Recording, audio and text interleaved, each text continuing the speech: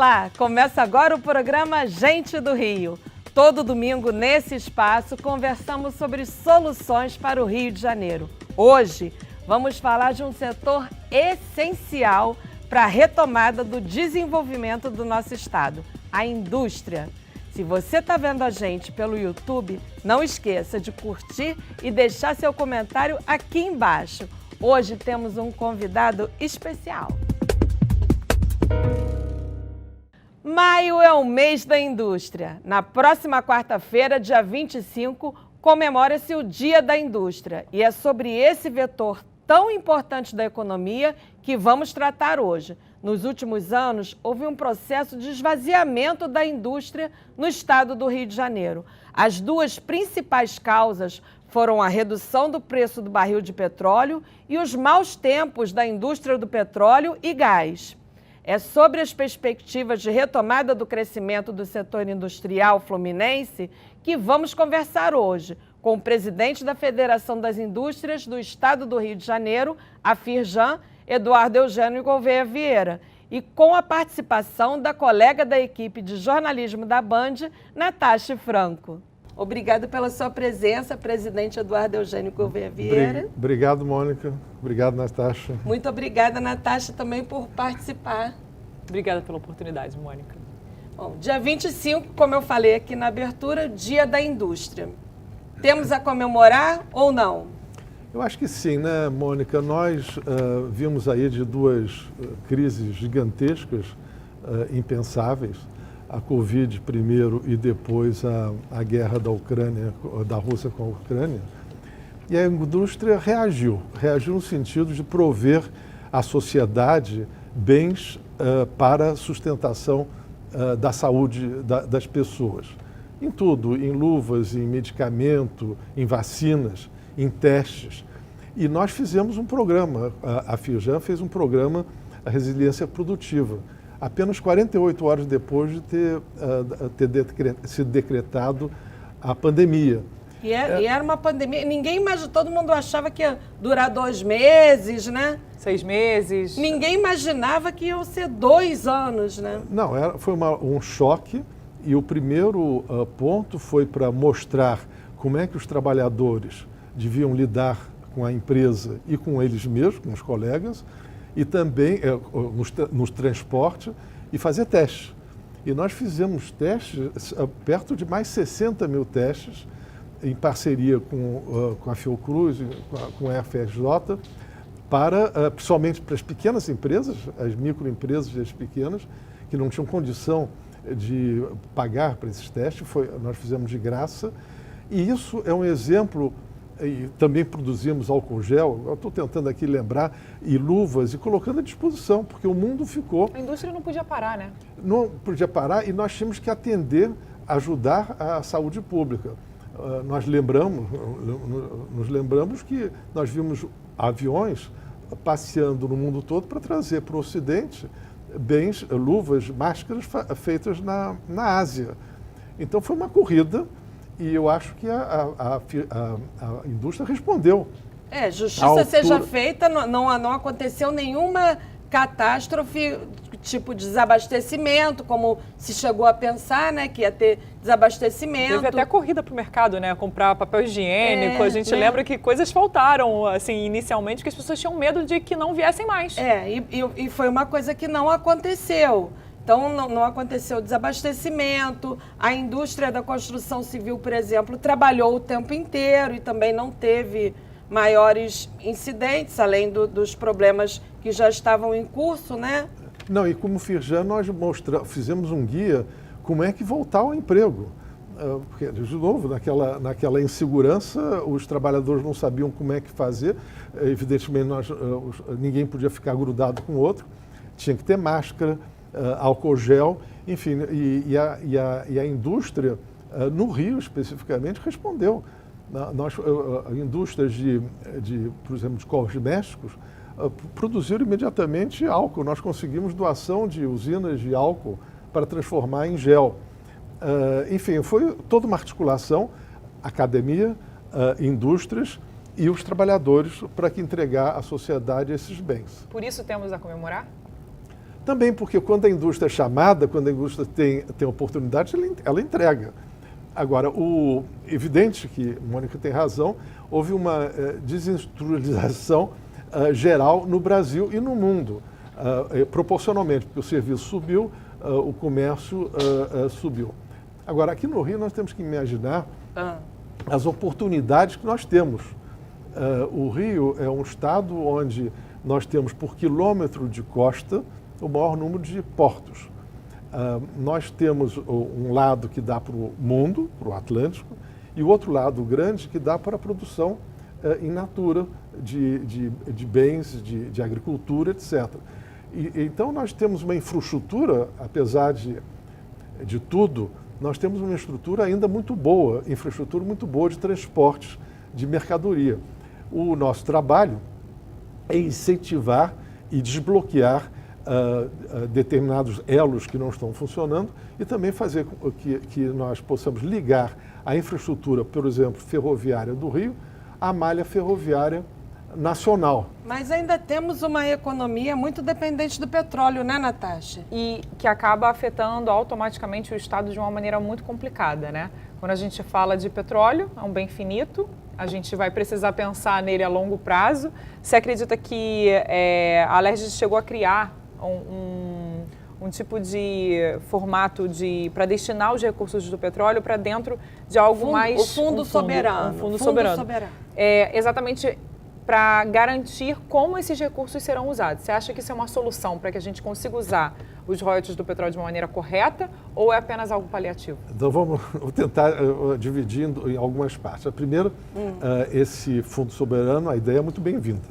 Evidentemente que o fundo é muito pequeno, mas a ideia, o princípio é muito bem-vindo. Nós precisamos alimentar e fazer com que aconteça. A transição energética, como a palavra diz, é uma transição. Vai levar tempos. Mesmo que tenha anúncios das grandes montadoras do mundo, a partir de 2030, 2040, não vão produzir mais motores a combustível fósseis, outros produtos, como matérias-primas, ainda vai depender da molécula de petróleo. Nós não temos plástico, por exemplo. Exatamente, nós não temos sucedâneo para remédios, nós não temos sucedâneo para petroquímica, para tintas, para bens de casa, tapete, móveis, para-choques de automóvel. Então, bom, isso é uma coisa. Então, a transição vai levar um tempo dado que nós não sabemos exatamente quanto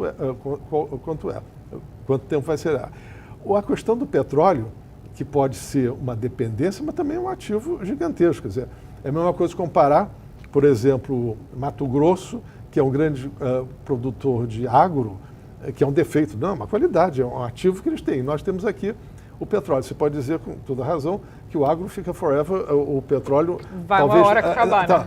Mas nós temos muito petróleo ainda para tirar. Mas é importante que... como é que essa transição vai acontecer? A partir da pressão da sociedade. Não são as empresas que vão decidir no dia X eu vou ser mais limpo. É a sociedade, agora, de vez em quando a sociedade mundial coloca apelidos, então o ISD é uma sigla que veio para ficar, onde a questão ambiental é fundamental, e se as empresas não responderem a esse anseio social, os executivos das empresas serão simplesmente demitidos, e os seus respectivos conselhos de administração e seus executivos. Então isso é muito bom que a sociedade do mundo e do Brasil está pressionando. Com o gás e com o marco de gás natural que passou no Congresso Nacional, nós vamos ter, em tese, gás em volume muito grande aqui no Estado, com preços na boca do poço, offshore, preço internacional. O desafio é trazer esse gás para o litoral e transformar esse gás em produto mais nobre. Eu cito aqui um exemplo de fertilizantes. Vocês sabem que fertilizantes são 3 moléculas, basicamente, o nitrogênio que vem do gás natural, o fósforo que vem da rocha fosfática e o potássio também é um mineral. O nitrogênio, nós podemos, que é amônia, nós podemos produzir perfeitamente aqui no litoral. E como ligando a malha ferroviária do Rio com a malha ferroviária nacional, nós podemos trazer grãos para o litoral e exportar e levar adubos feitos no litoral, por exemplo, ou aqui em Sepetiba ou no Porto do Açu, levando para o interior para os misturadores entregarem aos fazendeiros. E a guerra trouxe um pouco isso, né? A guerra da Ucrânia com a Rússia trouxe um pouco da questão dos fertilizantes, o quanto é necessário que outros países comecem a pensar nisso. Antes, nós achávamos natural que produtos fossem feitos em outros lugares, em cadeias produtivas longas, que fazia parte da vida, que era mais barato. Hoje, para o ser humano, o importante é o abastecimento, é ter. O preço é evidente que tem que ser um preço razoável, mas não pode ser o preço mais barato, porque o que aconteceu com a Europa na questão do gás e do petróleo? Decidiram depender da Rússia, aconteceu esse debate. O Brasil era autossuficiente em adubos no passado, em fertilizantes. Hoje nós dependemos de 30% do leste. Não é possível. Mas o preço é muito importante para o consumidor, né? O preço é fundamental para o consumidor. Infelizmente, nós estamos passando uma crise global gigantesca, duas crises, estou dizendo duas guerras, que essas crises desalinharam todos os preços a partir de matérias-primas vitais, que são os energéticos. E isso poluiu a economia do mundo. Poluiu o frete, que é a coisa mais evidente, poluiu o preço da comida, preço dos ingredientes, a energia elétrica. Enfim, é uma pandemia econômica que ainda vai durar. Porque mesmo que a Rússia, ao meu entendimento, faça um acordo com a Ucrânia, o risco Rússia vai perdurar. Logo vai haver um plus de preço em função desse risco. E o mundo todo está sentindo isso e nós vamos ter que encarar e resolver. O Rio de Janeiro tem que entrar nisso. E o Rio de Janeiro tem um ativo, porque nós temos aqui a perspectiva energética. E isso é um ativo para o Rio, evidentemente, para o Brasil e para o mundo. E eu falo de transformar gás em fertilizante, em petroquímica. Só para lembrando aqui, é o único parque petroquímico no Brasil que depende de matéria-prima de gás é aqui no Rio. Os outros, São Paulo, Rio Grande do Sul e Bahia, são correntes que são importadas, não são produzidas no Brasil. Então aqui tem ativos importantes, sem falar, é fábrica de vida, etc. Tem muita indústria para ser construída. E o emprego? Como é que vai ficar o emprego? De 2015 para cá, o Rio perdeu 800 mil postos com carteira assinada. Qual é a perspectiva de repor isso e o papel da indústria nessa reposição? O papel da indústria é uma parte, quer dizer, essas indústrias indo adiante vão empregar, mas também tem uma coisa muito importante, que é a indústria de construção. E a indústria de construção está ligada também às concessões. Nós, como Firjan, nos envolvemos muito na questão da privatização da concessão da infraestrutura de esgoto e de água no Rio de Janeiro. E fizemos um projeto chamado Rio Canteiro de Obras, porque ficou evidente. Nós estamos antes do século XIX em termos de abastecimento e saneamento, que era uma injustiça, uma agenda que o mundo todo já tinha encarado, e nós aqui estamos vendo se tinha que privatizar ou não. Foi privatizado, tivemos coragem, as autoridades tiveram coragem, e agora, em breve, todos vão ter água encanada e saneamento básico em suas moradias, sem falar na poluição da Baía de Guanabara, que é um escândalo. Nós temos uma baía belíssima, o mundo que tem baías equivalentes como Sydney, Baltimore, resolveram, e nós... Quem sabe o PDBG sai do papel, né? A gente ouve do PDBG há tantos anos. É isso que eu ia falar. Tem uns 30 anos que você está falando de despoluir a Baía de Guanabara. A Olimpíada veio e falou que ia resolver. Né? E não resolveu. Mas, Mônica, eu acho que a população fluminense está meio descrente disso. Hein? Mas tem uma novidade que a população fluminense tem que entender. Agora tem o interesse das operadoras, porque se a operadora não suprir de saneamento, ela não vai receber. Então, a profissão da operadora de saneamento é ter esgoto na casa de todo mundo e receber para isso. tendo esgoto na casa de todo mundo, não vai ter esgoto para a Baía de Guanabara. E nós vamos ter água também. Então é uma visão completamente diferente do passado, que as autoridades públicas achavam que tinham orçamento e tinham capacidade de espairar saneamento básico para todo mundo. E não é verdade, não é possível. Ainda falando dos percalços da indústria fluminense, nós tivemos na Operação Lava Jato, acabou tendo um efeito colateral de atingir frontalmente grandes empresas aqui do Rio de Janeiro. Petrobras, BNDES, construtoras, grandes empreiteiras. O senhor acha que isso poderia ter sido feito de outra forma? Ou se precisa fazer essas operações policiais, esse combate à corrupção, atingindo menos o setor produtivo? Aí foi uma discussão que se tentou colocar há 6 anos atrás, sem sucesso. Eu não sou advogado, então eu posso palpitar na vida alheia. Eu acho que devia haver a manutenção do núcleo produtivo, dos engenheiros, do saber fazer, e punir quem mandou corromper, ou seja, os acionistas, os patrões, e não a empresa, a sociedade empresarial daquele momento. Mas houve muita incompreensão porque a sociedade estava muito abalada por conta dos escândalos acontecidos. Foi uma lição. E, evidentemente, nós perdemos capacidade de produção nessas empresas. Mas agora já começa a retomar. O BNDES nunca houve problema lá dentro. A Petrobras sempre, sim, mas a Petrobras fez um turnaround fantástico. Os números que a Petrobras estão apontando e a blindagem que a Petrobras conseguiu fazer é um caso para se tirar o chapéu de competência da empresa. O do BNDES foram as denúncias de ingerência política, né, na concessão, de financiamento, de benefícios, enfim. Mas nós aqui no Rio, né, Natasha, temos um problema crônico de gestão, né? Que é algo que a gente passa governo, entra governo e a gente não consegue resolver. O Rio gasta mais do que ganha. Por quê? Porque acha que sempre vai ser capital federal, é isso? É aquela coisa de não perder a majestade, basicamente? Talvez tenha um pouco disso e precisa haver realmente que o governante, o Poder Executivo, tenha coragem. Como teve coragem para a concessão do saneamento e coragem de enfrentar a oposição, porque tinha muitas pessoas que não queriam, até porque, por causa de empregos de apadrinhados.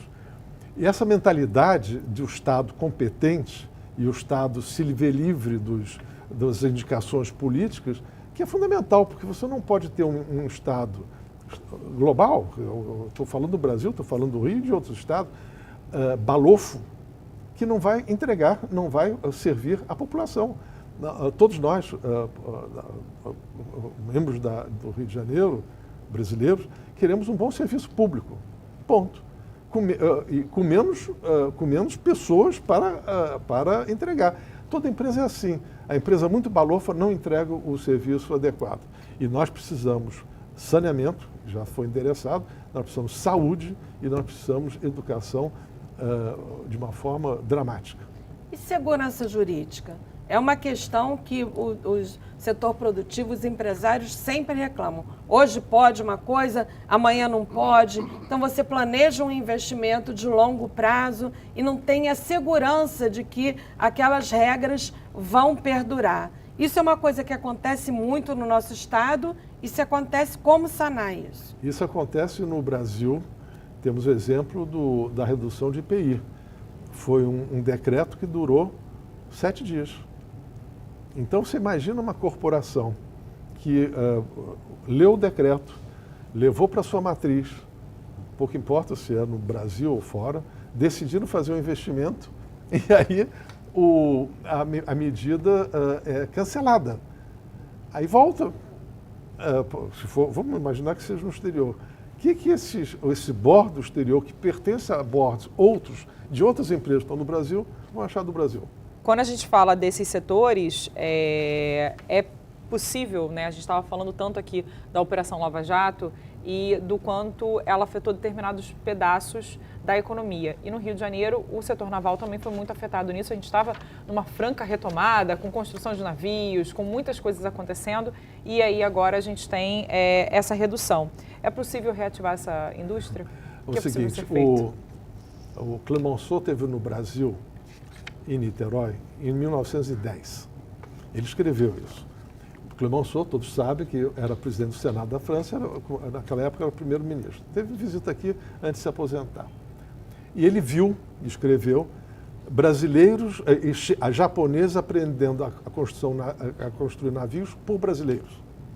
Por que em 110 anos nós perdemos essa capacidade? E não faltaram programas para a indústria naval durante décadas, desde lá 50 anos atrás, para cima e para baixo. Quando você falou que a indústria naval bombou, mas vamos qualificar.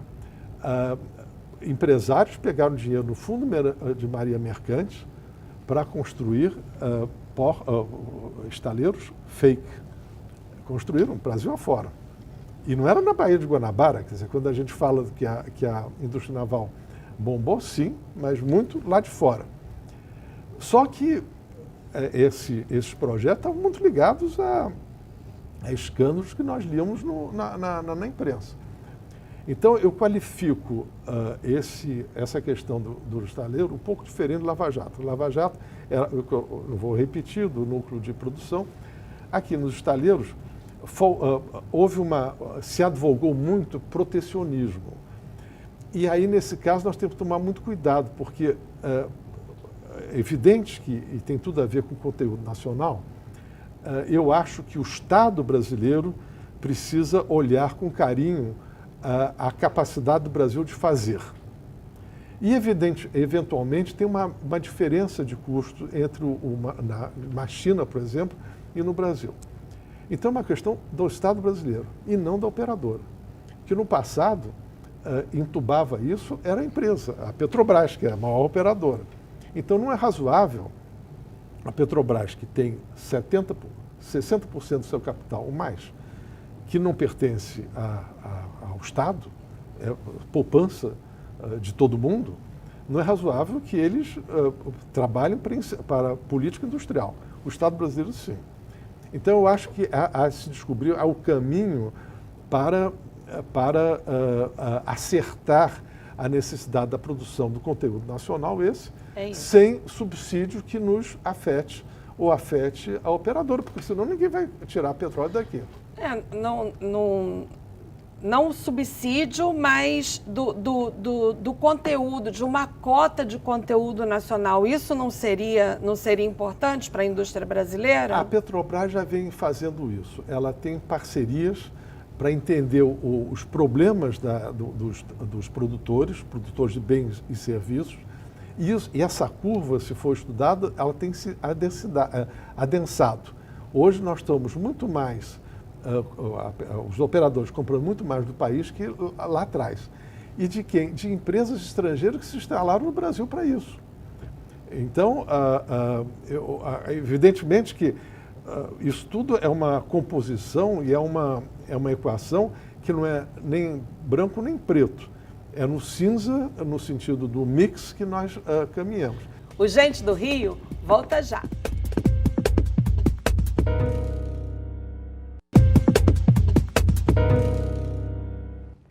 Estamos de volta com o Gente do Rio, conversando hoje com o presidente da Firjan, Eduardo Eugênio Gouveia Vieira, com a participação da minha colega jornalista Natasha Franco. Presidente, aliás, ele quer que chame de presidente? Por favor, não. Eduardo. Muitos economistas defendem que, para além do regime de recuperação fiscal, que é um remédio importante agora, mas que tem que haver um planejamento para a retomada do desenvolvimento com base nos arranjos produtivos locais, no fomento do setor de petróleo e gás, na indústria metalúrgica, na indústria química. Qual é essa receita? Bom, são duas coisas. Uma coisa são as contas públicas. A recuperação fiscal dá um fôlego para o governante acertar suas contas. A questão, eu já abordei a questão do petróleo, as grandes indústrias âncoras desse desenvolvimento, repetindo, petroquímica, fertilizantes e... Quer dizer, o petróleo ainda é uma indústria do futuro. Sim, porque não tem sucedâneo. Nós não estamos enxergando, o petróleo poderá ter sucedâneo, já tem, na questão de combustíveis de veículos leves, talvez veículos pesados, mas com matéria-prima não. Então, nós temos essa oportunidade de gigantescos investimentos âncoras. A siderúrgica, a siderúrgica depende do gás natural. Então, existe, e nós somos o segundo parque de siderúrgica do Brasil. Petroquímica, siderúrgica e fertilizante. Além disso, existem os arranjos locais. Que o Rio oferece um exemplo formidável no sul fluminense, onde a Firjan participou disso lá atrás, trazendo, o primeiro projeto importante foi da Peugeot Citroën. As montadoras, né? As montadoras, a Peugeot Citroën foi a primeira. E a Nissan que acaba de anunciar um investimento big. Lá é um mar de empregos, não tem desemprego no sul fluminense. E aí é mais fácil você qualificar os trabalhadores. O Senai está lá dentro. E nós ajudamos, portanto, a qualificação em parceria com essas montadoras para ter esses empregos. É uma curva positiva. Aqui em Caxias, idem. Aqui em Caxias tem em torno da refinaria da Reduc, diversos gigantescos projetos de indústrias funcionando, petroquímica, derivados, enfim, vários. Também é mais fácil de qualificar lá. Existem algumas centros industriais no Rio, que nós trabalhamos junto com esses centros. Para quê? Para levar infraestrutura. Muitas vezes, Santa Cruz, por exemplo, não tinha asfalto. As empresas, os caminhões quebravam.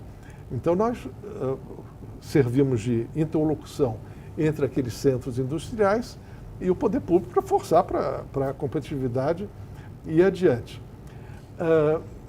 Então, eu já citei os grandes... Os arranjos produtivos locais que eu falei, o petróleo, o setor de petróleo e gás, metalurgia e química, agricultura. Bom, a agricultura é uma coisa curiosa. Nós temos um grupo de agrobusiness na Firjan, porque nós nos convencemos que países pequenos da Europa produzem produtos agrícolas. E, evidentemente, nós brasileiros, não, só aquelas extensões gigantescas. Mas aí você sai daqui da região dos lagos e olha para cima. É tudo plano, onde tem água, o Paraíba passa lá, tem água, tem sol, tem terreno. Tem um problema de assentamento, quer dizer, com as diversas sucessões das propriedades ao longo do tempo, as terras foram divididas. Mas nós estamos trabalhando para a bacia leiteira, nós estamos trabalhando para o Brasil importa, o Rio importa uma barbaridade de leite, e nós fabricamos aqui derivados de leite com leite importado. E nessa planície que eu estou mencionando, é um pasto vagabundo. Que não tem... Então nós estamos incentivando, e é um trabalho árduo, porque você tem que fazer um plano, você tem que falar com os proprietários, você tem que chamar os proprietários. Você prefere ser dono dessa terra que não dá um tostão, ou você pode ser dono de 2% de uma cooperativa que vai, no final do mês, te dar alguma coisa. O segundo ponto é a novidade contemporânea, que está bem do ESG. E o governador fez uma coisa interessante. Ele foi conversar com a Nasdaq para ter aqui uma bolsa de carbono, de CO2. E o BNDES também anunciou a participação de implantação de árvores para captação de CO2. O que quer dizer isso, no fundo? Quando você tem uma terra, no andar da vida do cidadão dono da terra, ele se preocupa com os seus descendentes. Então, muitas vezes, ele vende a terra como proteção para ter liquidez para a família. Se você tiver uma produção de CO2 com certificado, você pode monetizar aquela tua terra sem vender. Você pode ter uma renda perene em função daquele benefício que ele está dando para a humanidade. Isso é uma boa. Nunca vi uma reflexão sobre isso, foi uma reflexão que outro dia eu conversava com um técnico, que é da maior importância. Isso muda, ao meu ver, o futuro das propriedades. Agora, Eduardo, antes de passar para a Natasha, que ela tem uma pergunta muito importante, que ela já me falou nos bastidores, tem um setor que é muito caro para o Rio de Janeiro, que é o setor de serviços, né? Gastronomia, turismo. Isso aí eu qualificaria com a indústria criativa. Quer dizer, quando você fala de gastronomia, se não tiver criatividade... Gastronomia, turismo, cultura, exatamente. Que é a cereja do nosso bolo. Não, e aí se enquadra bem na Casa Firjan, que não é longe daqui, onde temos um centro, que nós tivemos uma sorte de ter aquele imóvel histórico à venda, que é lindo, né? Que não podia, que não era o preço de incorporação, porque é um bem tombado. E lá nós fazemos esse centro, tem um prédio ao lado, moderno, aí tem garotada, tem alunos, tem pessoas de escolas particulares, tem pessoas da Rocinha. No final, à tarde, convido vocês, quem quiser isso, crianças brincando na grama. Então, virou ponto de vacinação? Foi ponto de vacinação. Então, é um locus para você pensar. É um locus bonito, é um locus agradável para criar. Criar não apenas intelectualmente, mas também numa bancada para você fazer alguma coisa. E a indústria criativa, vamos lá um pouco mais abrangente. A música, a bossa nova, o samba, a arquitetura. A arquitetura, o Niemeyer saiu do Rio para Brasília, saiu do Rio para o mundo. É verdade. Ainda tem aqui grandes arquitetos. Compositores, a Academia Brasileira de Letras está no Rio. Grandes centros de pesquisa, o Rio, se não me engano, tem a maior quantidade de centros de pesquisa, que é a Estrela Fiocruz, a FRJ e as outras universidades. Isso tudo é criação. E isso é a cara do Rio. O Rio que tem a capacidade, apesar de tudo, de pensar longo prazo e ser otimista. É engraçado, você vê bem no Carnaval. As pessoas esquecem os problemas da véspera e tocam para frente a vida, e com um sorriso na E a gente pensa nos problemas depois que o Carnaval passa. Exatamente. Mas isso faz parte do nosso DNA, que não são todos povos que têm esse comportamento, não. Agora, falando em problema, né, Mônica? O problema é algo que está muito dentro do que é o estado do Rio de Janeiro, que é a questão da violência. E, Eduardo, violência está intrinsecamente ligada com a questão da produção, porque para você entregar tudo que você precisa passar pelas principais rodovias. E o estado do Rio de Janeiro tem um problema muito grave, quando a gente fala, por exemplo, de Avenida Brasil, Arco Metropolitano, da questão da violência. O que a Firjan consegue fazer e em que frente é possível trabalhar para tentar mudar um pouco esse panorama e a gente sair desses números tão complicados quando a gente fala de roubo de carga, quando a gente fala de violência aqui no estado do Rio? Natasha, a Firjan está nessa agenda há muitos anos. E sempre otimistas, nós achamos que um programa vai funcionar. Então tivemos muitas promessas. Não, muitas decepções. Por exemplo, as UPAs, nós levamos ensino para as comunidades, e aí aquele projeto praticamente desapareceu. UPAs não, UPPs. Desculpa, UPP, obrigado, tem toda a razão, os UPP. E tem um drama que eu não sei responder. O Rio, a violência está ligada à droga. Mas o Rio não produz droga. E a sociedade do Rio decidiu, ao enfrentamento à bala, ao invés de bloquear as fronteiras. Eu acho que isso precisa, essa reflexão precisa estar na mesa sempre. Por que não? É razoável se matar tantas pessoas para perseguir os bandidos de drogas? É justo nós termos uma estrutura onde crianças são trazidas para o tráfico sem ter opção? Como é que nós como elite do Rio, vamos conviver com isso sempre? Não pode. Ao meu ver, não pode. Eu acho que nós precisamos, digamos, trazer essa discussão para a mesa, que as nossas fronteiras estão abertas, nós temos tecnologia, tem policial e forças armadas para isso, para bloquear fisicamente a entrada. Se você tem a tua mala escaneada no aeroporto, por que não pode todo container que entre no Rio não ser escaneado? Vem ou pela rodovia ou pelo mar, que também é a mesma coisa, ou pelo aeroporto. Não tem a terceira via. Passa por um lugar, né? Pode Físico, acontecer. É físico. Então, parece naif isso aqui, mas eu acho que... eu não sou técnico do assunto, mas eu acho que precisamos conversar sobre isso. Será que a gente aqui vive dos sonhos? Já teve das grandes promessas, o Comperj, aí ia ser a grande alavanca do desenvolvimento daqui, os grandes eventos. Será que o Rio tem essa tradição de... É mais do que esperar, viver de ilusão? Não, não há nada que fique de pé falso. Então, se você ilude, evidentemente que é fake.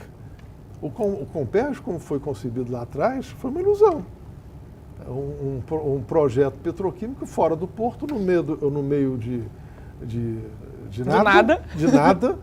Gastou uma fortuna na terraplanagem, e esse Comperj virou agora um negócio que faz sentido, que é transformar gás natural em um gás que possa ser utilizado. Mas nada parecido com o tal do Comperj, que esse nome espero que saia. Na medida que tenha reduto ao lado, na medida que poderia ser construído algum parque novo petroquímico, se fosse o caso, no litoral, para os fluidos irem para poderem ser recebidos e poderem ser... Mas isso faz parte, eu espero, do Brasil velho. Pois é, Brasil velho, Brasil novo, seja o Brasil que for, a Firjan está sempre conversando e dialogando e negociando com esses entes públicos que eu citei aqui, estadual, federal e municipal. Como é a relação da Firjan e como vocês sentem isso, esse diálogo e essa relação com o poder público? É importante, o Conselho da Firjan decidiu há muitos anos atrás nós sermos uma instituição apartidária. Então, o que eu penso de política, o que eu voto, não interessa a Firjan. O que o governador A, B, o prefeito, não interessa a Firjan enquanto instituição. E temos obrigação de lidar com as autoridades eleitas dentro da democracia. Então, nós nos damos com o presidente da República que estiver lá, com o governador, com o prefeito, com os diversos prefeitos, 92 prefeitos no Rio de Janeiro. É nossa obrigação, na defesa de interesses, da defesa da indústria, das empresas do Rio e do Brasil algumas vezes, mostrar às autoridades, a quem pode, os problemas pelos quais essas empresas estão passando. Eduardo, e os benefícios fiscais concedidos no Rio de Janeiro? É uma polêmica grande, é uma polêmica antiga, que envolveu os governos Sérgio Cabral, Pezão. Esses benefícios são mães ou madrastas? São mocinhas ou são vilãs do desenvolvimento? É o seguinte, vamos falar sobre a estrutura dos incentivos. E nós pleiteamos diversos. Como essa questão de CMS é a maior jabuticaba do Brasil, cada estado tem lá seus valores, suas alíquotas e seus incentivos. Então, que sempre advogamos que pelo menos o Rio seja um espelho dos estados vizinhos, Minas, São Paulo e Espírito Santo. Só isso. E nós, durante anos, não dávamos bola. E o que significa ser espelho dos estados vizinhos? Ou seja, que o ICMS, tratado no Rio de uma matéria, de um produto A, produzido no Espírito Santo ou no Rio, tenha o mesmo imposto. É só isso. E tivemos muita dificuldade. Quais são as nossas maiores defasagens de ICMS que prejudicam tanto a indústria? Agora de cabeça eu não sei, não vou te dizer. Mas existe algo que prejudica? Não, existia, e esses incentivos vieram muito para igualar incentivos que os nossos vizinhos deram. A própria energia elétrica, não? Também. Também. Em São Paulo, a alíquota é bem menor, não tem isso? Não, e tem a questão também do petróleo. O petróleo é o único item que se paga na produção, na produção e não no destino. E automaticamente, quando a gente vai na bomba... Não, se paga no destino e não na produção, é o contrário. Exatamente, é produzir o Rio de uma maneira brutal. E o Rio foi muito lesado por conta disso, né? No próximo bloco, o presidente da Firjan vai contar o que ele gosta no Rio de Janeiro, quais são os cantinhos preferidos, a música. Tá pensando que ele pensa só em economia? Não! Ele também pensa em música, cultura, diversão. Fique com a gente. Ficou curioso? A gente volta já.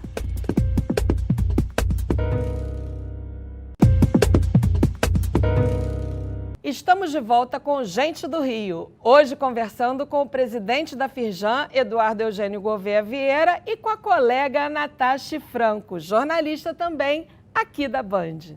Presidente não, Eduardo, estamos atravessando no Brasil um momento de inflação alta e juros altos também. Isso é um desestímulo ao investimento produtivo? Não, evidentemente que esse é um drama decorrente dessas duas guerras que eu mencionei, que está poluindo o mundo. Polui o Brasil, tira renda das famílias. É um problema de longo prazo. Eu não vejo no horizonte quando é que essa curva vai diminuir. Os economistas dizem que sim, mas não é para já. E no Brasil, como nós temos recall de inflação, eu tenho medo que a recomposição de preços no automático, que nós sabemos como fazer, seja um inducement para haver mais inflação. Então, eu não sou estudioso da matéria, mas é um negócio muito preocupante e que inundou a economia. E aí quando os juros sobem? E aí vem a fórmula tradicional para você combater a inflação, é através de reprimir a demanda. E eu não sei, evidentemente, eu não sou economista, mas essa inflação é diferente das outras que nós já vimos. Essa inflação é uma inflação das matérias-primas energéticas que empurraram. E mais, no Brasil teve outro fator, que muitas vezes a gente esquece, a subida do câmbio. E nós temos uma economia brutalmente atrelada ao câmbio, a começar do combustível. Dolarizada, né? Então, é um drama, claro que não é um facilitador do investimento, se bem que as grandes empresas, as grandes indústrias sabem, por natureza, são investimentos de longo prazo, e isso é verdade aqui e verdade em outros países. Então, eu não acredito que os programas de indústria, das grandes indústrias vão parar por causa disso. A própria indústria automobilística, que levou teve um impacto muito grande da pandemia, já está voltando. Não é possível ir além, né? Está voltando, mas ainda tá precisando dos componentes. Tem carro aí que você encomenda e demora 90 dias para chegar. Mais um motivo para a gente ver o quanto a gente é dependente do que vem de fora, né? E o quanto isso é necessário se mudar. Eu esqueci de mencionar a vocês aquele navio que ficou preso no canal de Suez. A confusão que ele fez no comércio mundial. Então, essas cadeias produtivas longas, você faz na China, depois traz para a Índia, depois vai para os Estados Unidos, depois para ir para não sei aonde, não funciona mais. A gente estava falando muito sobre juros, sobre ICMS, sobre o papel da União, do município, do Estado e burocracia. Burocracia emperra ainda mais do que talvez os juros altos. A burocracia, eu me lembro do saudoso Hélio Beltrão, que fez um ministério da desburocratização abolindo o carimbo. E o Brasil, pelo nosso DNA, herdamos dos portugueses, nós adoramos um carimbo. A gente assina, se não tiver um carimbo para dizer que a nossa assinatura é aquela, ninguém acredita. Pluct-plact-zum. Exatamente. Você vai ao médico, o médico assina e ainda coloca um carimbo. Isso não existe no país. No cartório tem milhões de carimbos. Vários. Não existe no país anglo-saxão carimbo. O carimbeiro morreu, não faz mais carimbo. Aqui a gente adora. Falando em carimbo, o senhor preside a Firjan desde a época do carimbo, né? Há 27 anos. Quais são as histórias, o que mudou de lá para cá e qual o legado que o senhor pretende deixar quando sair da presidência? A história é a história do Rio nos últimos anos. Todos conhecem a história do Rio. Não, mas eu quero saber do ponto de vista da indústria e da sua gestão. Na minha gestão, quando eu cheguei lá, vou dar só um exemplo, que nós tínhamos um sistema trabalhando em paralelo, SESI, Senai, Firjan, centros de indústrias, cada um com sua equipe. Nós tínhamos, eu me lembro, eram 40 advogados somando isso tudo. E o advogado de uma dessas instituições não conhecia o advogado do outro. E nós colocamos na mesma sala, dos 36 viraram, sei lá, naquela época, 12 ou 10, e evidentemente os dois, que já eram senhores, tiveram que se aposentar. E nós levamos para a instituição o que eu aprendi na Ipiranga. Nós tivemos lá 8 mil funcionários, já tivemos na Firjan 7, e hoje estão em torno de quase 5. Então, a mentalidade de uma empresa profissional desse tamanho. Nós fizemos há 15 anos atrás um código de ética que não existia, que hoje virou o tal do compliance, que eu aprendi com o Lava Jato, eu não sabia o que era isso, plugou no tal do compliance. Nós temos hoje uma área de compliance. Nós temos um comitê de ética. Nós proibimos que empresários fizessem negócio com a instituição. Tinha lá um empresário antigo que vendia café. Ele queria entrar na sala de licitação, porque eu não sei porquê, nós compramos café. Evidentemente, não dá para entrar aqui. Ele brigou. Não faz mal. Brigou com paciência. Ossos do ofício, né? E nós proibimos parentes. Parentes de funcionários, que já estavam lá, claro que... E parentes de empresários. Antes da lei do nepotismo? Muito antes. Muito antes. Porque é impossível você administrar uma instituição, uma empresa, com conflito de interesse. Não posso aqui, deixa eu ter... não, mas deixa encostar. Não existe isso. A pessoa, para trabalhar na Firjan hoje, tem 5 entrevistas. Não existe esse negócio. Antigamente, políticos mandavam currículo. Direto. E chega lá, vai para RH, ninguém quer saber. Eu acho que esse exemplo de gestão, né? Gestão, que nós administramos recursos parafiscais, que do SESI e Senai, que são recursos parafiscais, é um exemplo. E eu fico com muita honra de ter, durante esses anos todos, lidando com o mundo político, temos a reputação que a Firjan tem. O senhor pensa o Rio só do ponto de vista econômico ou curte o Rio também? Pensa do ponto de vista cultural, como o senhor falou, né? Não, é uma maravilha. Eu lamento, na área cultural, a USB não está bombando como, por exemplo, o Teatro São Paulo. Nós temos o Municipal, que é um teatro de primeiro mundo, já tivemos aqui o mundo passando de arte no Municipal. E é um item que eu, digamos, tenho certa nostalgia, mas tem uns artistas, tem os músicos aqui para nós levantarmos isso. Que é o quê? Mas não, a capacidade de voltar da música. Nós temos Teatro Municipal. Nós temos música popular. Nós temos música popular, fantástico. Essa questão que nós temos aqui perto do Porto, lá da Pedra do Sal. Isso é uma maravilha. Ipanema. O senhor frequenta o samba da Pedra do Sal? Não, mas isso faz parte do Rio. É isso. E a música clássica tem tudo a ver com isso. Nós temos a Sala Cecília Meirelles, nós temos o Municipal. E depois, quando você sai e vê o Rio, plasticamente... Cidade das Artes, né? Que foi uma polêmica quando o ex-prefeito César Maia fez, e hoje é um patrimônio lindo, e né? Quando você vê plasticamente o Rio, quando você pega a aterrissa de avião no Santos Dumont, vindo de um lugar pertinho, uma cidade aqui perto. é um espanto. Né?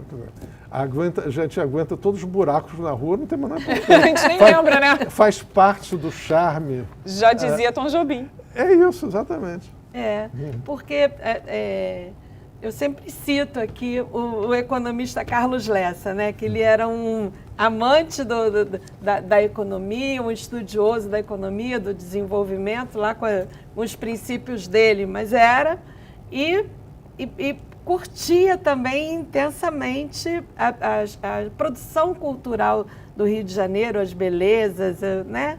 Naquela parte do centro nós demos graças ao Lessa, porque se não fosse o Lessa ele não teria refeito imóveis dele e induzido imóveis de outros a fazer aquilo. Onde você vai no final do dia, tem lá um happy hour, você tem aquelas ruas de paralelepípedo.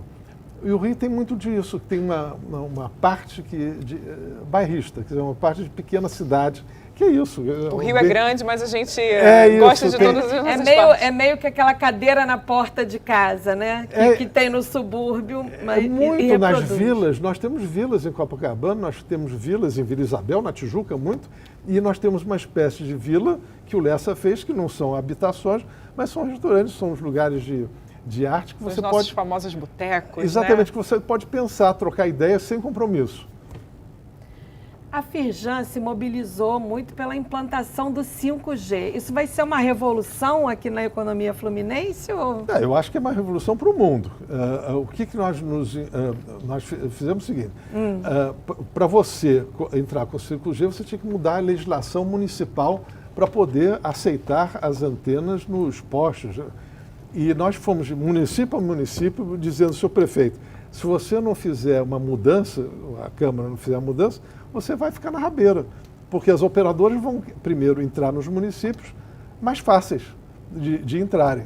E nós conseguimos, tivemos um sucesso. Falando em municípios, a gente precisa desenvolver o interior do Rio de Janeiro, né? Porque o interior do Rio né, Natasha? A gente sempre fica com inveja do interior de São Paulo.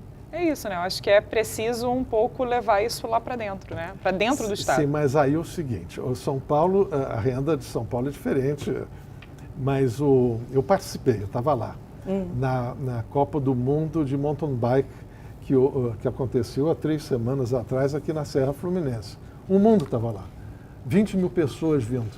Nossa. Eles nunca imaginavam, primeiro ter uma natureza exuberante. Eles diziam que os suíços, australianos estão na jungle, então as pistas na jungle, ao lado do rio, e uma beleza. Então o Rio tem isso que precisa ser estimulado. Mas aqui na Serra Fluminense, eu posso falar da Serra, posso falar das costas verdes lá dos lagos, as pousadas, os hotéis que tem. A Serra que o senhor adora, né? Itaipava, Petrópolis, não é? Não é isso, mas eu estou falando que eu gosto muito, mas também tem em outros lugares do Rio. Mas o que é preciso fazer para o sonho virar realidade? Para que o interior tenha realmente o apego e o olhar de como a capital fluminense tem? Os munícipes terem juízo na votação aos seus prefeitos. Todos nós temos obrigação na votação, não é só colocar a sua urna. Você tem que pensar muito em quem vai votar, quem vai trazer o serviço que você precisa. E esse ano temos eleição, né? Isso agora não é no município. Não é no município. Nós temos presidente, governador, senador, deputado federal e deputado estadual. É muita responsabilidade, né? É muita responsabilidade e não dá para nós acharmos que é problema dos outros. É nosso problema do total dos eleitores do Brasil que vai ditar o nosso futuro. E eu sou otimista em relação ao Rio, a natureza do Rio tão exuberante que Deus nos deu. Então temos que aproveitar isso aqui, independente da... É verdade. Então vamos para o nosso ping-pong final, falar das coisas do Rio, das coisas que o senhor gosta. Qual é o seu estilo de música preferido? A música clássica. Música clássica? Beethoven e Mozart me faz sonhar. E quando mistura música clássica com a música popular? Eu vi um concerto em Berlim que misturava num palco aberto, tinha músicos de jazz e música na Filarmônica de Berlim. E interpretavam Gershwin com clássico e depois popular. Uma maravilha. Maravilha, né? Maravilha. Essa mistura tem tudo a ver com o Rio de Maravilha. Janeiro, né? Comida preferida. Desde que a comida seja íntegra, qualquer comida está O boa. que é uma comida íntegra? Bem feita no sentido de carinho da pessoa que está fazendo. Uma vocação para além de empresário. Não, eu acho que é responsabilidade social entender que nós estamos aqui nessa vida para alguma coisa. Então nós temos que ser empresário na medida que essa empresa preste serviço e na medida que você também entenda que está aqui para mudar a vida e ajudar a mudar a vida das pessoas. Isso significa que pode entrar para a política? De jeito nenhum. De jeito nenhum. Eu acho que nós temos que ajudar, colaborar, dar o exemplo das pessoas privilegiadas que têm a obrigação dobrada de ajudar a sociedade. Esporte que pratica. A bike. Melhor lugar para pedalar. Jardim Botânico até o Alto da Boa Vista. Ah, já passando fôlego. passar pela mesa para ver chinesa. Acho que eu nunca fiz isso. Mas tem que Tô ser com inveja tem que aqui. ser 6h15 da manhã. 6h15 da manhã? Voltar. Depois Dá quanto tempo de um ponto para o outro? 1h03, 1h04, dependendo do fôlego, até o Corpo Bombeiro no alto e voltar. Alguém é ou foi inspiração para o senhor? Eu acho que meu pai, né? Advogado, professor de filosofia, empresário, banqueiro, tudo ao mesmo tempo na personalidade dele, que era uma personalidade plural. Qual o seu recanto no estado do Rio? Para estar, Itaipava. Se você quiser a plástica mais bonita, é o Nascer do Sol do Corcovado, lá em cima. Melhor lembrança do Rio? Então é essa, na juventude que eu ia muito, é impossível isso hoje, você, depois da noite, ver o Nascer do Sol do Corcovado. Se pudesse voltar no tempo, qual é o momento da história que gostaria de presenciar? Hoje. Continuar hoje. Um sonho? É de um Brasil melhor, de um Brasil mais justo, um Brasil sem miséria. Muito obrigada pela sua participação, Eduardo. Obrigado, Mônica. Obrigado, Natasha. Muito obrigada pela sua participação também, Natasha Franco, minha colega aqui do jornalismo da Band. E o Gente do Rio fica por aqui, mas na semana que vem tem mais. Um beijo!